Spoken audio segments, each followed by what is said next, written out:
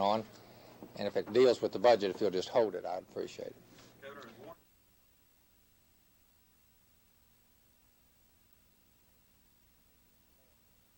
Less than had been appropriated this year. So that if we can bite the bullet and save the 3% this year, we can continue then at that same level of appropriation for the following fiscal year with, of course, noted exceptions. And so those exceptions will be addressed, some here today and some in the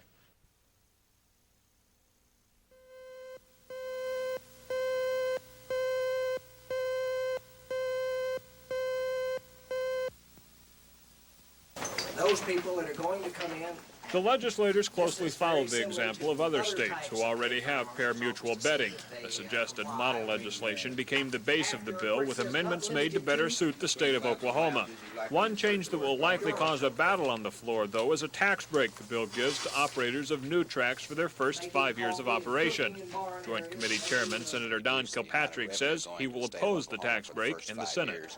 As you know, when the petition was passed by the people, it called for 1/3 of the takeout to be go to the state of Oklahoma for increased revenue, and the committee acted last week to reduce this amount to 2% and then gradually up to 6% over a 5-year period.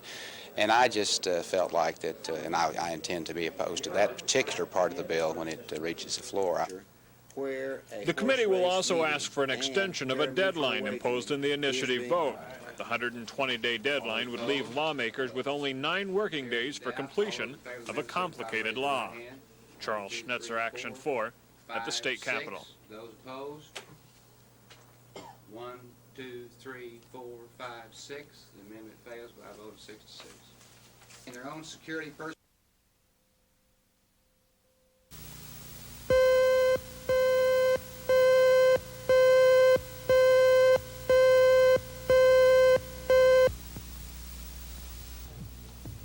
According to recently released statistics, the more an individual earns each year, the more he or she will spend on health care. During the early 70s, Oklahoma ranked far below the national average when it came to spending money for personal health care. But all that's changed. In 1981, the average health cost per person in Oklahoma was $1,090 a year. Nationally, that figure was $1,098 a year. Oklahoma's giant leap into competitive health care costs appears to coincide with the state's booming economic conditions. According to one Oklahoma health official, you can always tell how prosperous an area is by how much they spend at the doctor's office. I think would be that we've been pretty affluent in the state. Only recently have our unemployment rates begun to climb to levels that were found elsewhere in the country 2 or 3 years ago. More affluent a society, the more it spends on health care services. Another major factor in Oklahoma's escalating health care costs is an abundance of senior citizens. Oklahomans 65 years old and older consume a much greater amount of the health care dollars than any other segment of the population. Nationally, senior citizens make up about 11% of the population. In Oklahoma, seniors represent 12.8% of the state's health care customers. Kurt Autry, Action 4.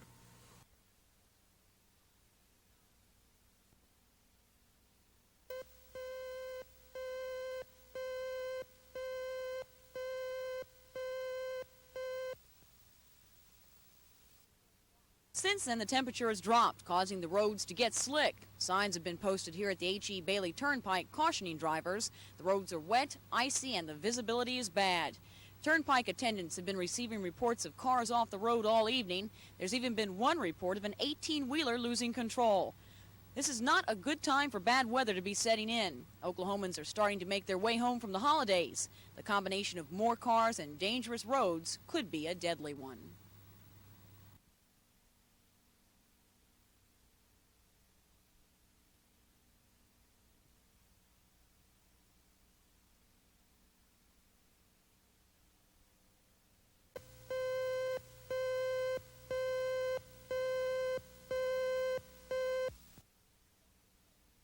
Gonna celebrate what holiday? Thanksgiving. That's right. No. Taking on food and water, 2 ships, and a big... I think that they've adopted 1 or 2 children, and plus one of the professional social workers needs to be like to, and that has been done by volunteers. 5 days per week. There has been mostly losses in areas of employment. As our study has revealed that in both the public and private sectors, there have been tremendous losses.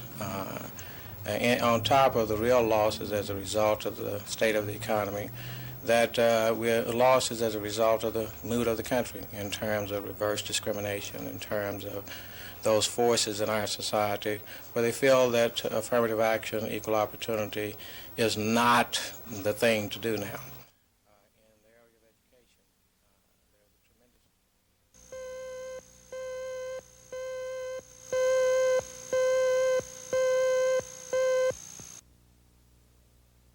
a tremendous... Othar Anai is from Pauls Valley. Anai came to the Oklahoma Blood Institute in Oklahoma City to give blood in the name of Juanita Blanchard. The 6-year-old girl is battling leukemia. Anai is one of more than 100,000 people in the greater Oklahoma City area who are expected to donate blood this year. The Institute generally encourages Oklahomans to give blood. It's a painless procedure and doesn't take very long. But for the first time, some Oklahomans are being asked not to donate. The reason? It's feared certain blood donors transmit acquired immune deficiencies, or AIDS. AIDS destroy the immune system, leaving its victims vulnerable to infectious diseases and to forms of cancer. It's feared that AIDS are being transmitted through blood transfusions. The suspected donors are intravenous drug abusers, people from Haiti, or homosexual males. The donors themselves don't show any symptoms.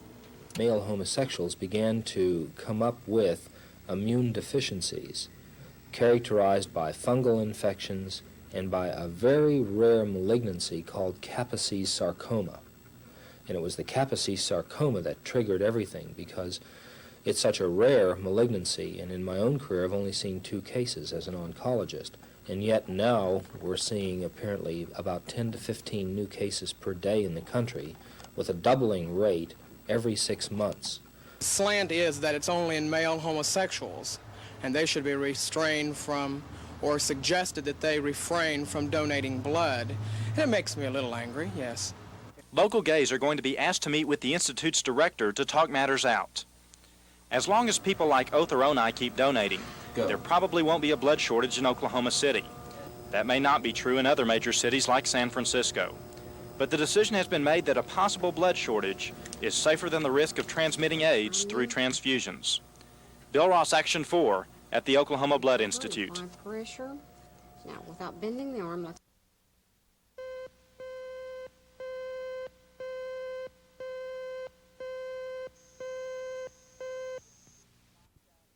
Need to be locked up, kept inside, watched every moment. If that was the case... Just relax and, you know, just real. The reality of whether or not you...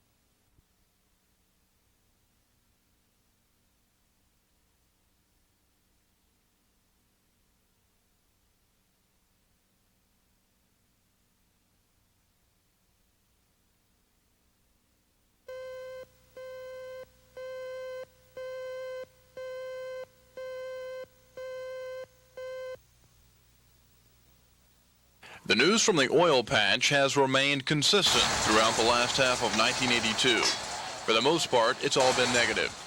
But there are a few bright spots here and there. For instance, those companies that are fortunate to have a substantial cash flow are buying equipment and are saving big on the reduced prices. And statistically, things have picked up a bit. The Corporation Commission reports that the state is nearing a record in the number of wells completed. Through November of '82, there were 10,695 wells completed compared to 10,018 in 1981. There was also the usual year-end surge in investments, but most money men were putting their money to work to avoid the tax crunch. But analysts were encouraged by the increase. Another increase was in applications to drill. There were over 1,300 in November, another statistic that indicates people are still very interested in making money in the oil and gas game. However, the increase does not mean a complete turnaround in oil patch activity. In fact, experts are predicting that not even half of those wells will ever be drilled. Kevin Ogle, Action 4.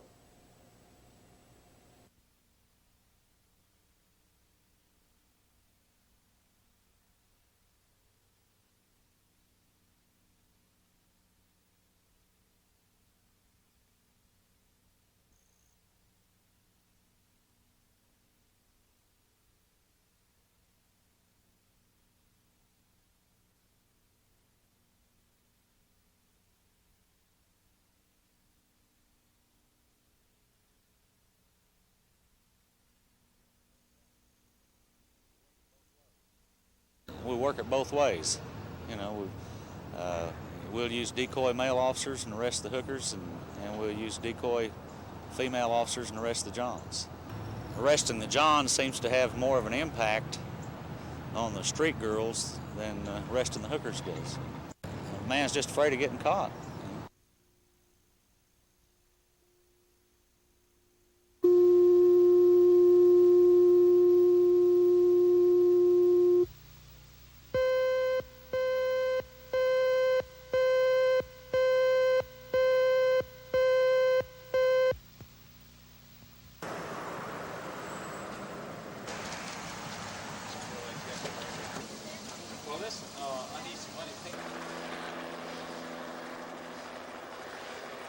We have several things that we are checking into, and as we always do on this thing with different suspects coming up, and we're hoping that we can get a break or put together a little more information and have something positive come out of it. Right now, we're just still continuing to check out some of the remaining leads and additional stuff that is being developed not only here but throughout some of our other offices.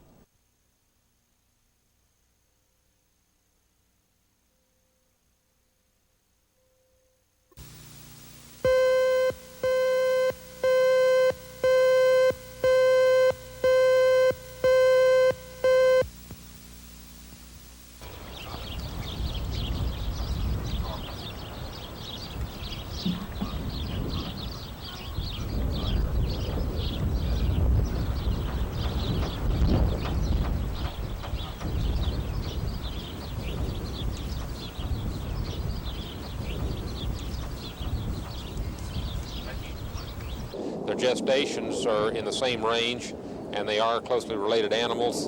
And then a giraffe, which is much more common in zoos and not endangered, could be the surrogate mother to produce an Okapi. In reality, we've probably got pretty slim chances, but on the other hand, when you're talking about something this important, we're making new strides in reproductive physiology constantly, and there may be something around the corner that'll improve our chances.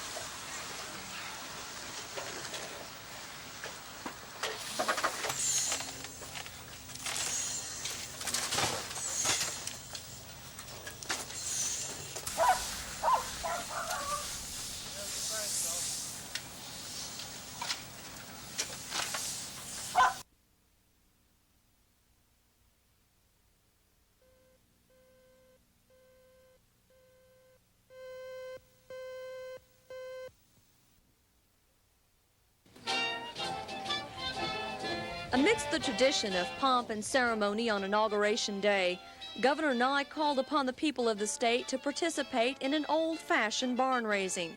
He challenged Oklahomans to care for their neighbors. Nye made a silent statement of caring during the ceremony. The singers of the national anthem were blind. The sign language interpreters were deaf.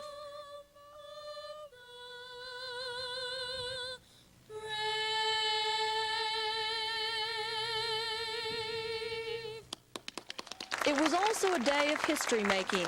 Nye became Oklahoma's 22nd governor and the first to succeed himself. I, George Nye, do solemnly swear that I will support, obey, and defend the Constitution of the United States the Constitution of the United States and the Constitution of the State of Oklahoma. and the Constitution of the State of Oklahoma. Nye told the people of Oklahoma that their problems were no greater than their willingness to help solve them.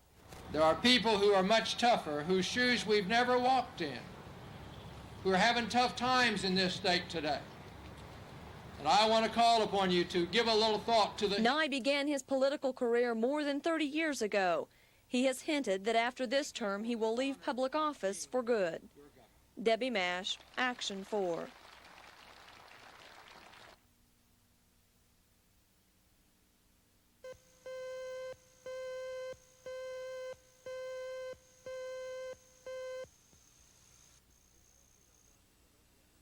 In 1909, when Oklahomans were still celebrating their newfound statehood, workmen were putting the finishing touches on the Pushmataha County Jail.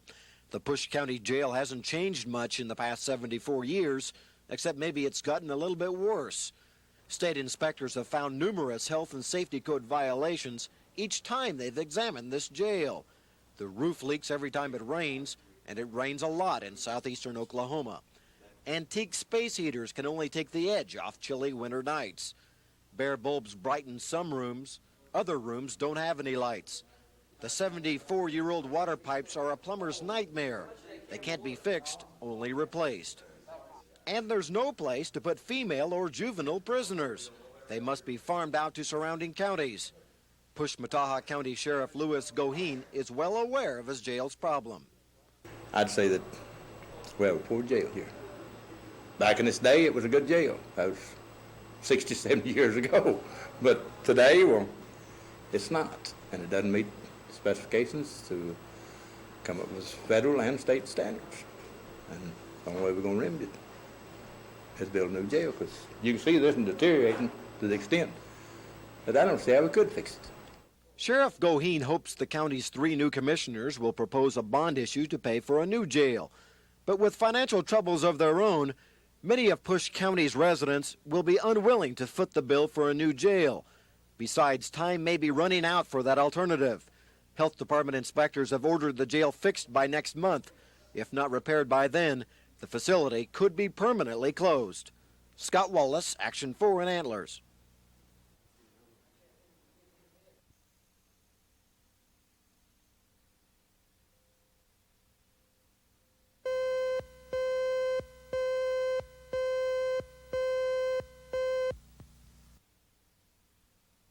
Process as it now is, don't want to see it change.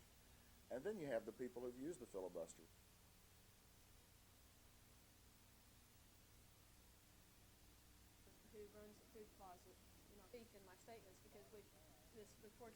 In this modern time, certainly we must question whether or not we can continue to have a handful of senators bringing the business of the nation to a halt. I just checked in the last 2-year session. We had 80 days of the Senate taken up in filibusters on 12 different pieces of legislation. And on even one, could you even possibly argue that it had any impact on the result?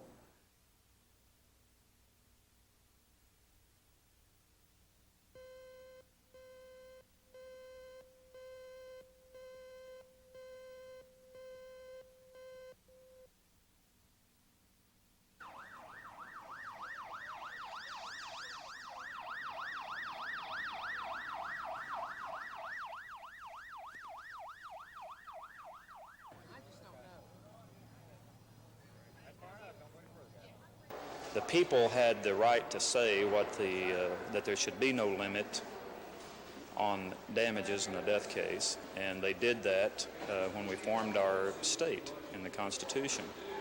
And they didn't say except when a heater explodes in a schoolroom, you see. So we think the Constitution is controlling, and the legislature simply cannot, although it often does, pass laws which seem to be politically expedient at the time that are contrary to the Constitution.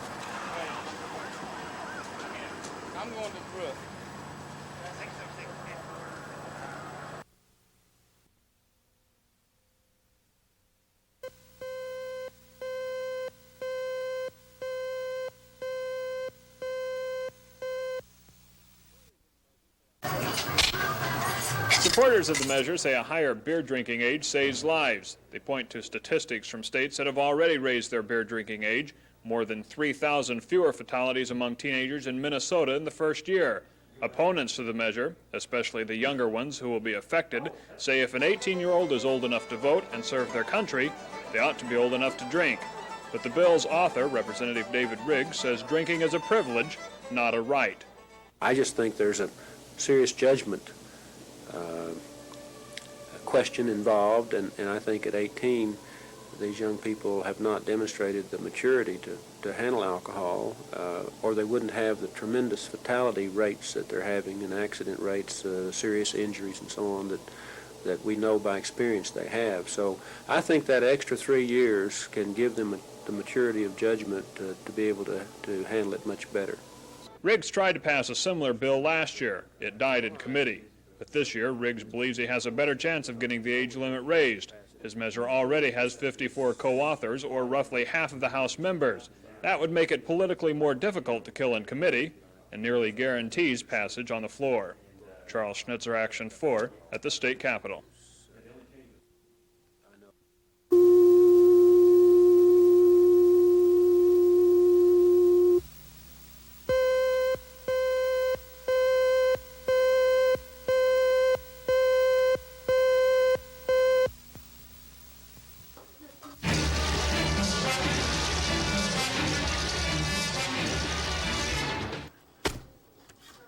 Don't you just love doing your taxes?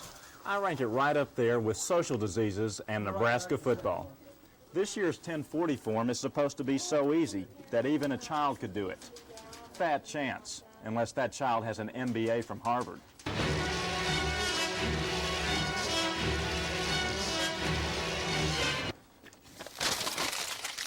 And then after you figure it out, you have to find the money to pay it. Now that's mission impossible. Look at the form closely. You'll find there's even more you can do for your country. You can make a voluntary contribution to help pay off the $1.2 trillion national debt. How about it, Oklahoma? Will you contribute? Hell no. I said I'd like them to give back to me what they swiped in the first place. It's like contributing to a campaign fund. I don't do that either. It's a rip-off. I'll tell you what, I got my own national debt. I just finished with them. What about Pam Baker of the IRS? I don't plan on it, no. That's not the spirit. Why, if every man, woman, and child in the country would just contribute 5,000 of these, Uncle Sam would be out of debt. Bill Ross, Action 4.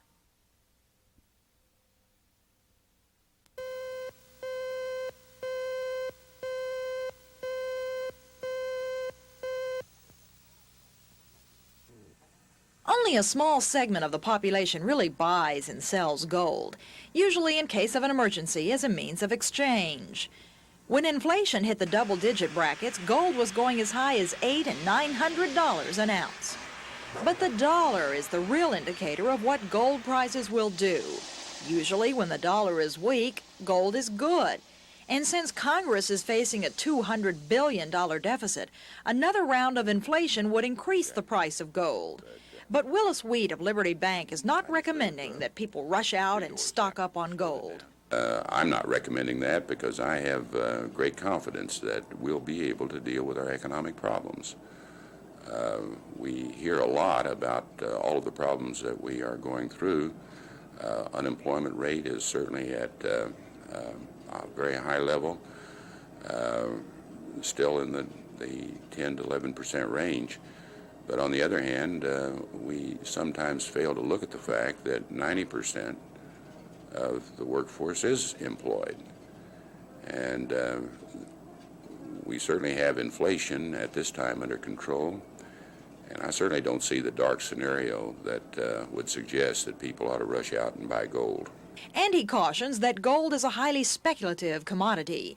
For example, if you bought gold at yesterday's prices of $500 an ounce, you lost money today, as gold sold in the $490 range per ounce. Bella Shaw, Action 4 at Liberty National Bank.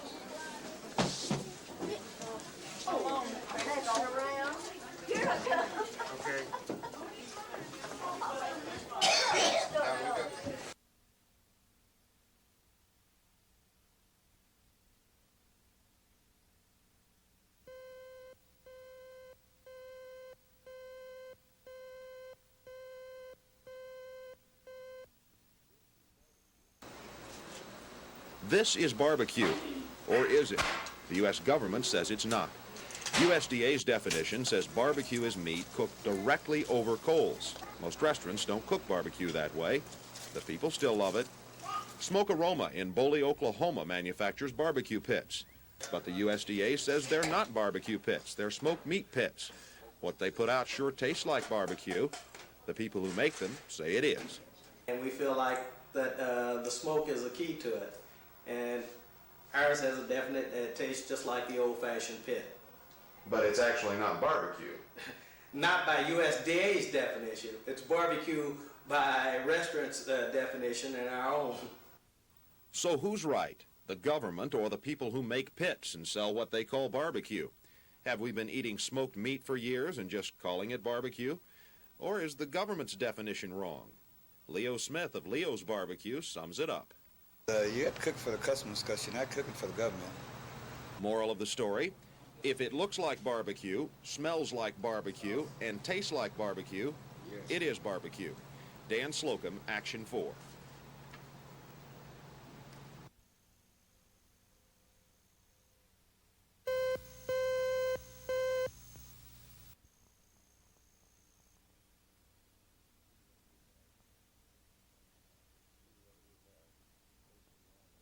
She was up at his house, chasing him around the house with this baby's head in her hand, holding the head up in her hand. Tell him to look and see.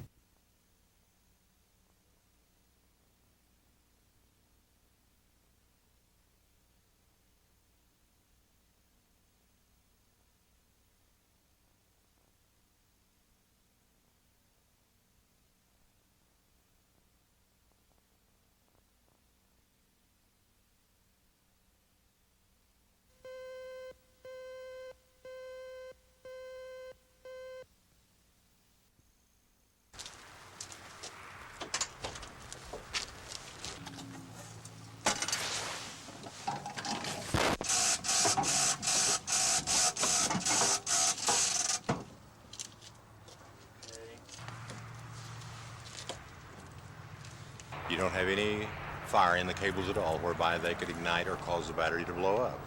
And then you push the transmitter, start it, and the minute they get the car started, you simply release the button and take the cables off and wind it back up. Okay. It's just almost impossible to create any kind of a problem as far as blowing up a battery is concerned.